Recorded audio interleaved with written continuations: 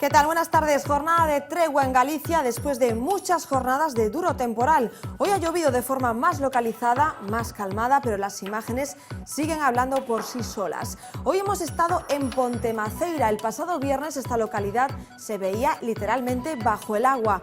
Hay daños en las viviendas y sobre todo los vecinos y el concello están hoy muy preocupados. Todos apuntan hacia el mismo lado, la gestión del embalse. Así va el río a su paso por Pontemaceira y aunque no lo parezca, la situación está mucho más tranquila. Durante el fin de semana han tenido que desalojarse hasta 3 casas. Los vecinos saben que con un nuevo temporal volverán las inundaciones y aseguran que el problema está en la gestión del embalse. De hecho, desde el concello de Ames ya se ha remitido un escrito a la Xunta solicitando más coordinación a la hora de abrir las compuertas. Esto es un sinvivir. Tú tener que cerrar la puerta de tu casa e irte por culpa de unos señores que gestionan un embalse. Si probablemente se abriran as comportas con tempo suficiente, xa non teríamos que evacuar esas 3 vivendas que é sempre no mesmo caso.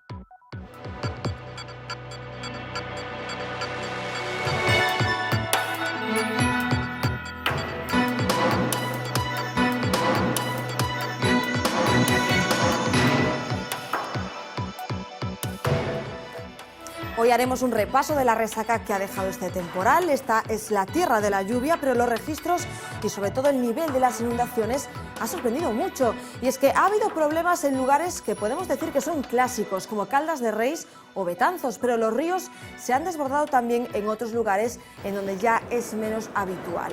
Hoy nos preguntamos por qué ha sucedido esto, si ha sido puntual o si es una circunstancia a la que tenemos que acostumbrarnos los gallegos. Son días complicados en el mar, con olas de entre 5 y 7 metros de altura. En medio de este temporal, anoche los marineros de un pesquero tuvieron que lanzarse al mar en un bote salvavidas debido a una vía de agua. Ocurrió a unas 40 millas de Cabo Ortegal. La embarcación llamada Novo Jundiña tenía base en el puerto de A Coruña. Por suerte, los 11 tripulantes enviaron una señal de socorro antes de que el barco se fuese a pique y los servicios de salvamento los rescataron sanos y salvos. Hoy lunes, en la costa de Burela, Salvamento Marítimo también revolcaba un pesquero que iba a la deriva con 2 tripulantes a bordo.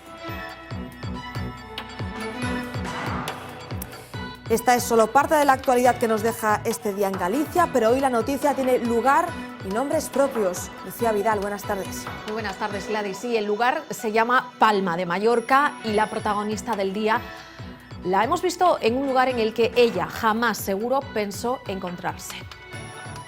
Es la infanta Cristina ante el juez, momento histórico en el arranque de la vista por el caso Nos. Es la primera vez que vemos a un miembro de la familia real española en el banquillo de los acusados, como cooperadora necesaria en este caso de los delitos fiscales cometidos por su marido, Iñaki Urdangarín. Junto a ellos su ex socio, Diego Torres, la esposa de este, el expresidente balear y un largo etcétera. La defensa de la infanta recurre a la doctrina Botín para librar a su clienta del juicio.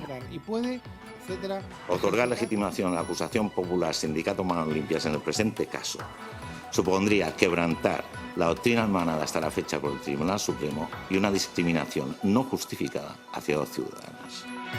En Cataluña, tras la sesión de investidura de ayer y a pocas horas de que Carles Puigdemont tome posesión de su cargo como nuevo presidente de la Generalitat, hoy ha comenzado el cruce de palabras gruesas. El hasta hoy alcalde de Girona renunciaba al cargo enviando un mensaje a Mariano Rajoy. No te me dice a lo que diga un presidente en funciones desde Madrid.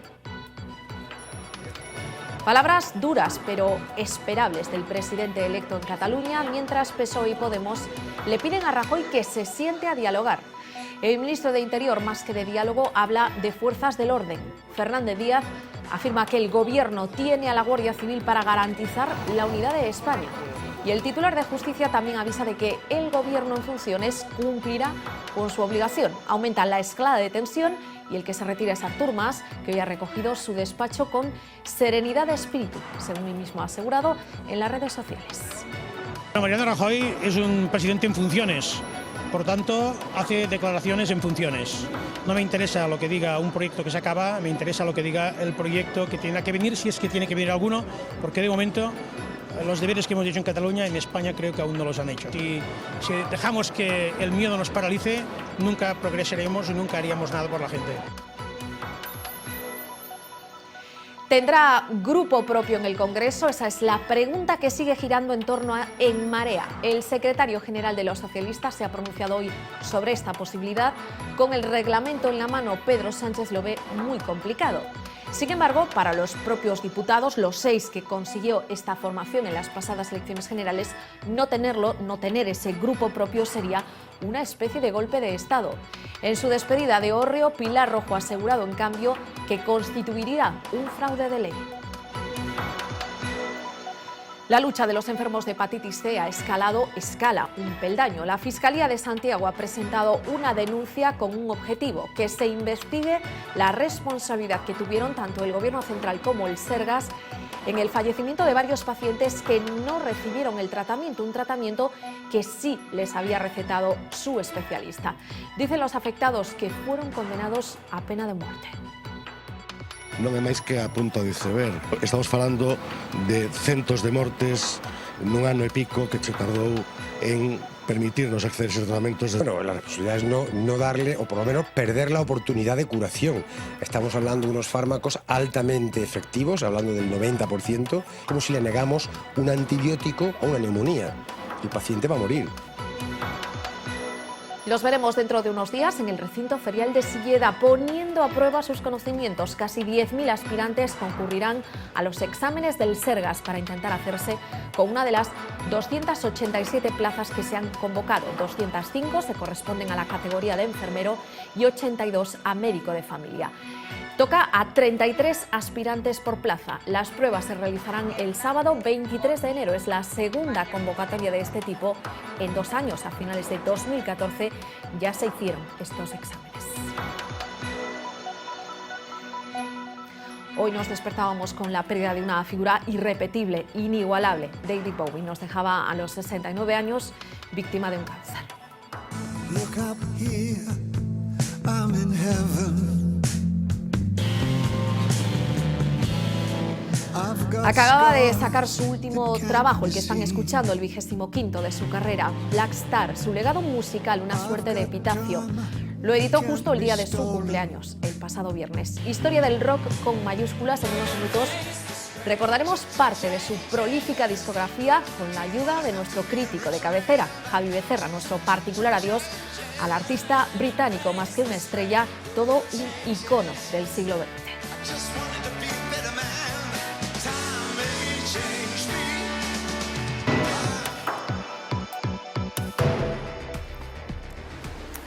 Aunque por momentos no lo parezca, el temporal de viento y lluvia que azota sin cesar Galicia nos va a dar, incluida esta jornada que está a punto de terminar, 2 días de tregua.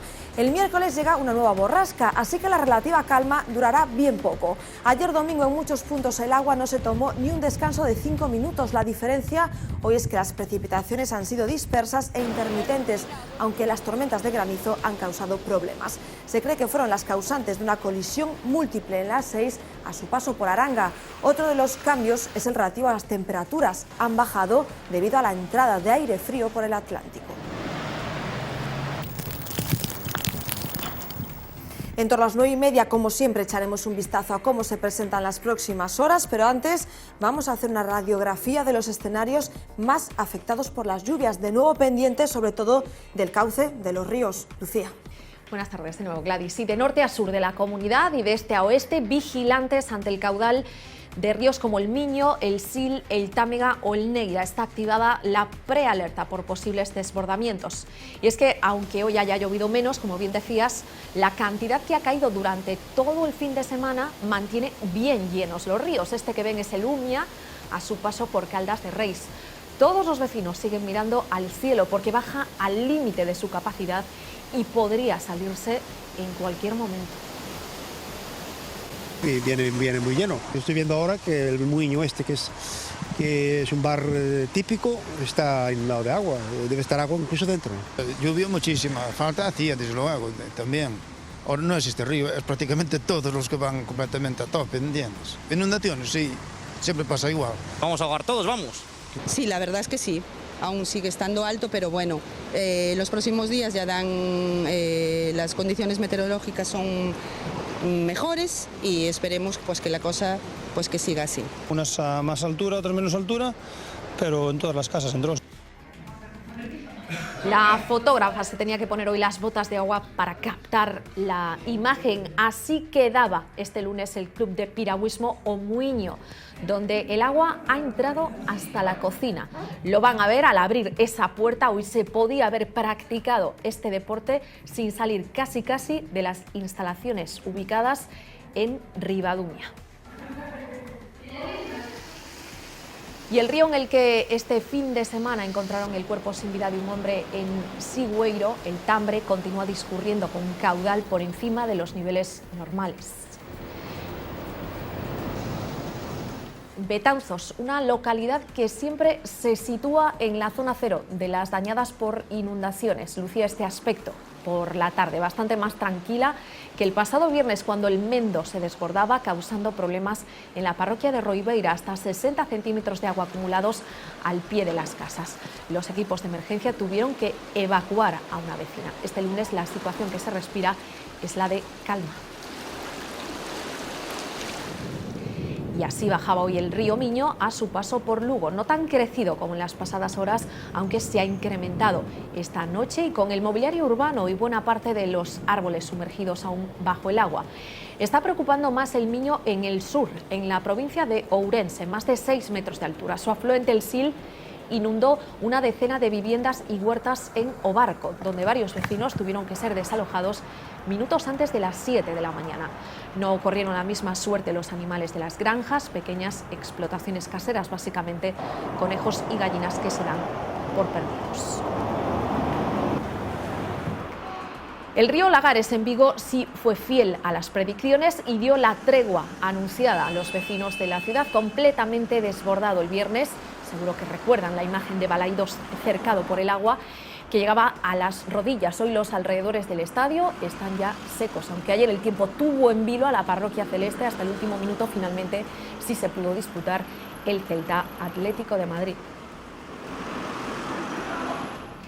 El río Tea también fue fuente de problemas en las últimas horas. A su paso por Pontearea, sus vecinos quedaron el pasado viernes aislados, sin poder salir de sus viviendas. Hoy todos los vanos del puente son ya visibles y el caudal discurre visiblemente más bajo.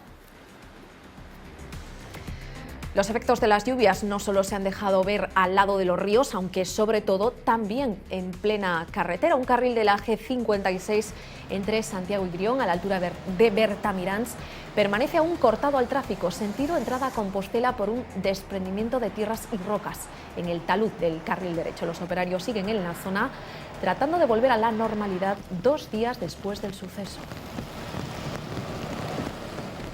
Y si en el interior todavía se reponen de las lluvias, muy atentos también al mar, donde hay aviso naranja por viento y oleaje. Nivel de riesgo importante por olas de hasta 7 metros en todo el litoral gallego. Esto es a guarda, una vez más, dejándonos una increíble imagen, la de las acumulaciones de espuma que levanta el aire.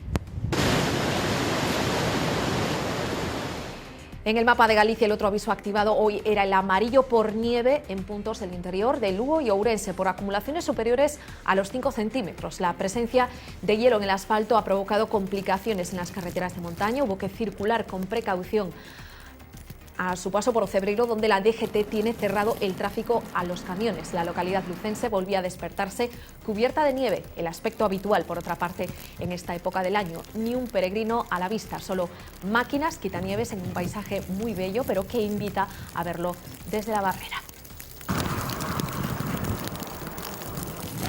Mal tiempo y descenso de las temperaturas en gran parte de la península, no solo aquí en Galicia. El aviso naranja se extiende a todo el Cantábrico por fuerte oleaje en las costas de Asturias, Cantabria y País Vasco. El temporal marítimo se va a mantener hasta mañana con olas de hasta 8 metros. Está activado el aviso amarillo por viento en Baleares, La Rioja, Murcia y Andalucía Oriental, y por nevadas en León. El fenómeno de los ríos desbordados tampoco ha sido patrimonio exclusivo de nuestra comunidad. Carreteras cortadas, fincas anegadas, las lluvias caídas en las últimas horas han provocado riadas en toda la cuenca del Duero, en Burgos, en Soria, en León o en Zamora. En esta última, la fuerza del agua derribó incluso una casa deshabitada. Absténganse de mirar estas imágenes a aquellos que le tengan fobia a viajar en avión, porque desde luego no le recomendaríamos a nadie que se subiese a este. Pasajeros de un vuelo que aterrizaba, o más bien pretendía aterrizar, en el aeropuerto bilbaíno de Loiu. Tuvieron que cogerse bien fuerte las manos en un movimiento reflejo ante las sacudidas de la aeronave, que quedó a merced del viento. Maniobras a prueba de infarto.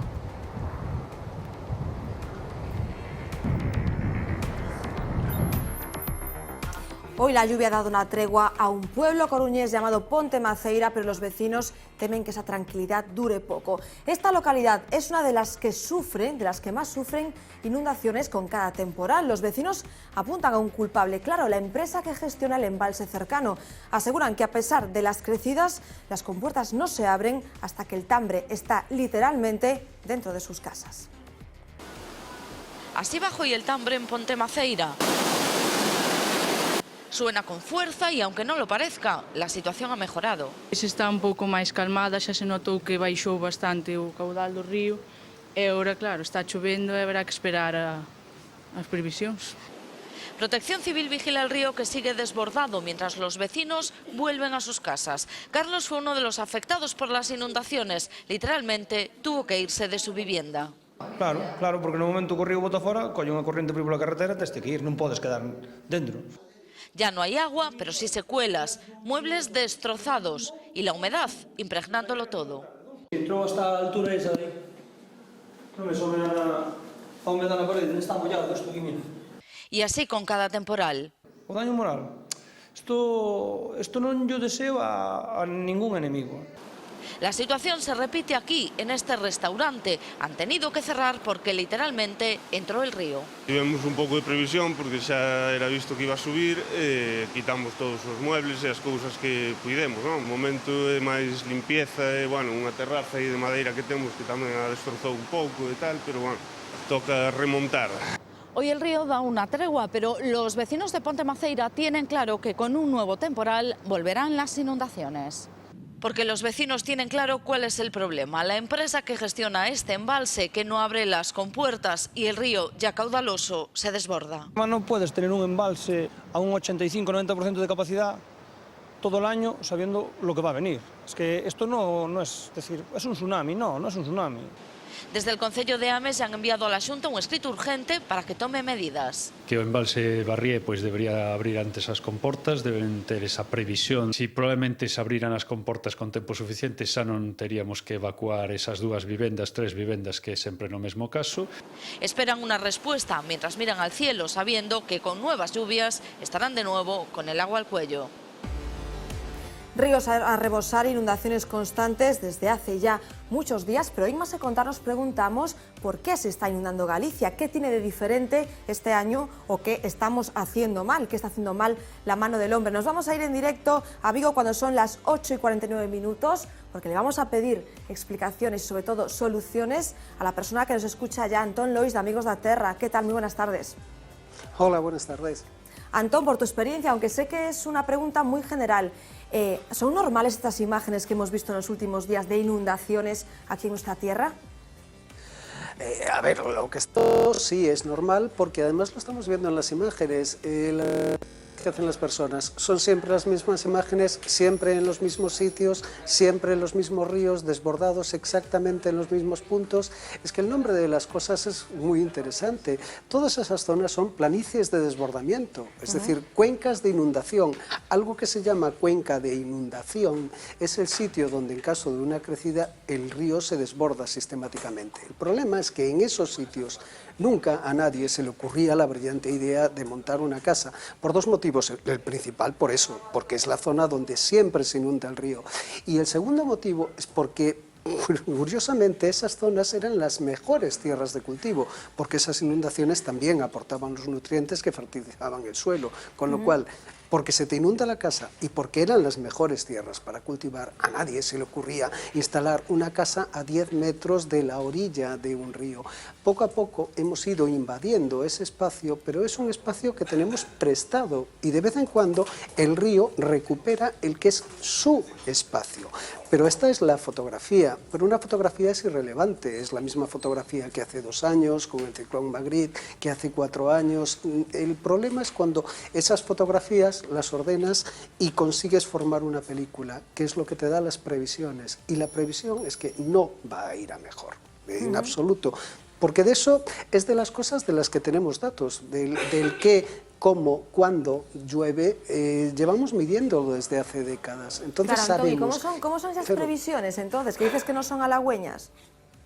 Pues mira, insisto, son datos porque también es importante trazar una línea que separe los datos de las opiniones. Todo es opinable, pero ¿qué nos dicen los datos? Que esto que se habla de mediterranización del clima en Galicia se traduce a efectos prácticos en esto.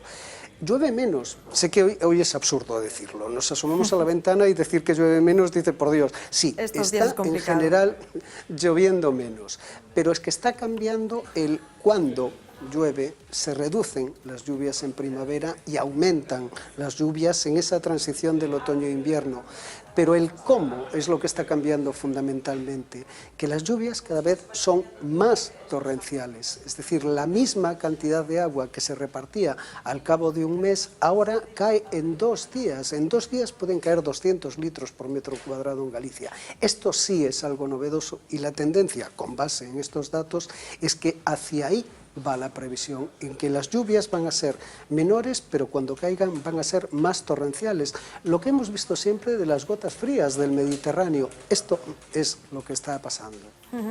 Veíamos casos muy llamativos, aunque como dices tú, los hemos visto en más ocasiones, igual no en tantísima cantidad de forma reciente, pero por ejemplo, Vigo es una ciudad y la zona de Balaídos parecía una auténtica piscina. Si nos dices que vamos por ese camino, ¿qué solución? ¿Cuál es el problema de Vigo? A ver, fundamentalmente es que exactamente Balaídos está en la cuenca de desbordamiento e inundación del río Las. Aunque parece increíble. Claro, ante esa planicie, pues a alguien se le ocurrió en su día la brillante idea de instalar ahí un campo de fútbol. Bien, pero el río recupera ese espacio. ¿Qué se puede hacer? Hombre, fundamentalmente, de entrada, tener la previsión, con base en lo que hemos aprendido, de no repetir nuevos errores a la hora de ordenar el río.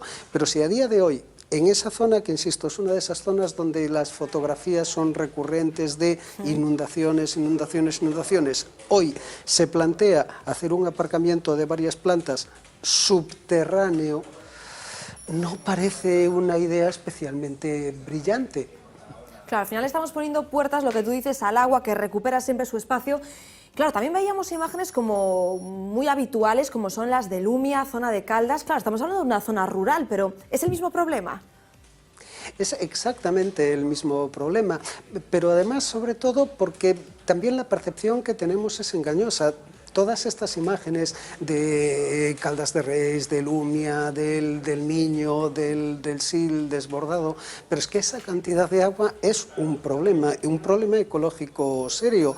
El problema fundamental es que los suelos de Galicia no tienen capacidad para retener esa agua, porque nuestro ecosistema, nuestro suelo, está adaptado después de un proceso de cientos de miles de años a tener una lluvia constante pero moderada.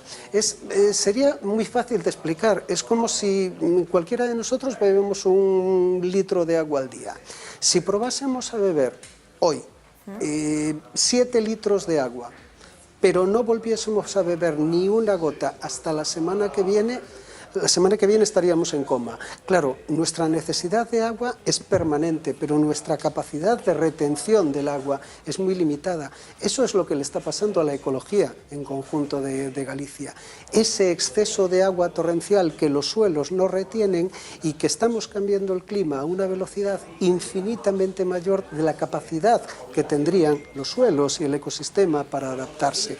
Esa diferencia de velocidad crítica es lo que nos lleva al problema, y la previsión, insisto, es que nos acostumbremos porque no va a ir a mejor. Tanto que escuchamos eso del cambio climático, los gallegos podemos decir que lo que hemos vivido estos días es una prueba, desde luego, de lo que está empezando a pasar, de lo que está pasando, ¿no, Antón? Desde luego, y además, como te decía hace un momento, que más allá de las opiniones, porque todo es opinable, es que ya tenemos datos concretos de temperatura, datos concretos de cómo está cambiando el cómo y el cuándo de las precipitaciones, datos concretos de la influencia, ya la evidencia del cambio climático en las temperaturas de las rías, en las especies, en la fenología de las plantas. Ya tenemos casos concretos y datos concretos de la evidencia de los efectos del cambio climático. Lo que todavía no tenemos es la percepción del cambio climático como un problema. Es decir, todavía un mes como el mes de noviembre, absolutamente seco, cuando de repente en noviembre cae la lluvia una tarde, en todos los informativos se dice, tranquilos, que mañana vuelve el buen tiempo. Es demoledor un mes de noviembre sin lluvia en Galicia, pero nuestra percepción es que esto no es un problema. Bueno, si hace más calor y llueve menos, ¿dónde está el problema? Que haga más calor y llueva menos, que tengamos unos récords de temperaturas altas en diciembre, más calorcito, pero es genial, ¿dónde está el problema?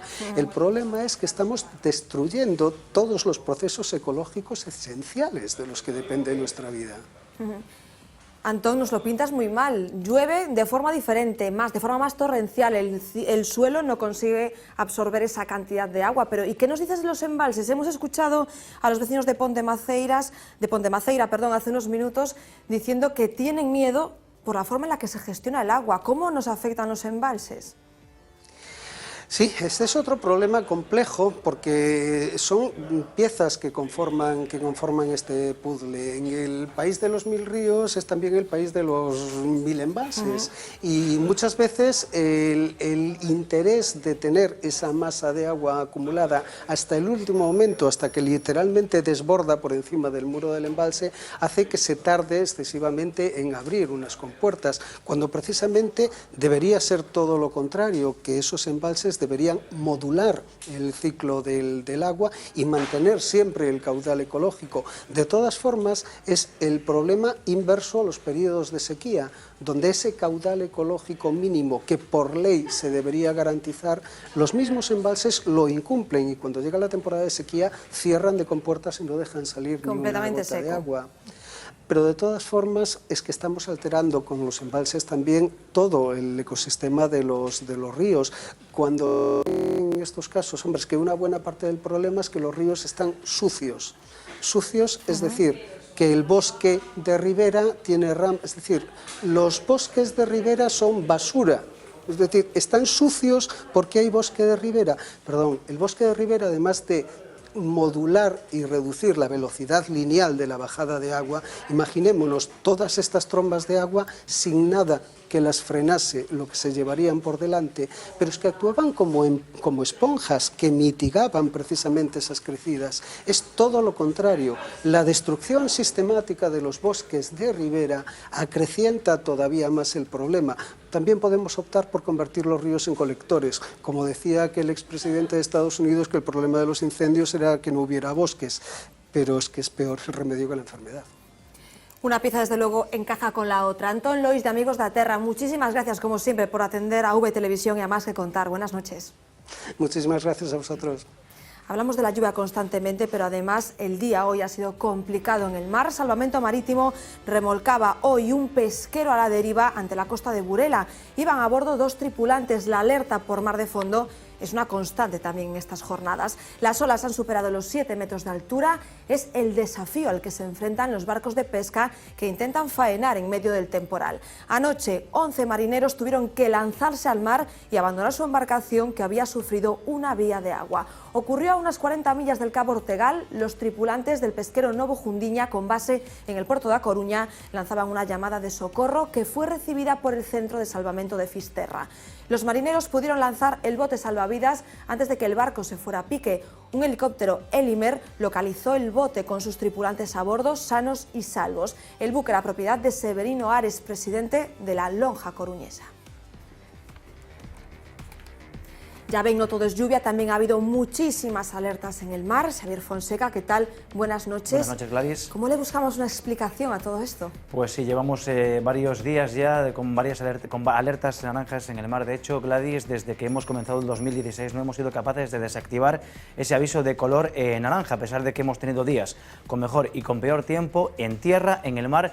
El aviso de color naranja se ha mantenido durante todo el 2016. 4 factores influyen en el oleaje que afecta a Galicia. El primero de ellos es el mar de viento, un fenómeno que es local. Se produce cuando las borrascas soplan sobre el océano Atlántico. Nosotros, para explicar qué es el mar de viento, siempre solemos poner el mismo ejemplo, el ejemplo del secador. Imagínense que tuviésemos un secador, que sería la borrasca, y también un cubo, un recipiente de agua, que sería el océano. Si encendemos ese secador y creamos una corriente de aire, que sería el viento, lo que estamos haciendo es agitando el agua que hay en el recipiente. Bueno, pues eso sería el mar de viento. Tenemos además el mar de fondo. Ese agua agitada crea olas que pueden llegar, que se desplazan por el océano y pueden llegar hasta nuestras costas. Toda esa agua que transporta la energía cinética, cuando llega a una zona somera, una zona poco profunda, se convierte en energía potencial y es lo que crea las grandes olas.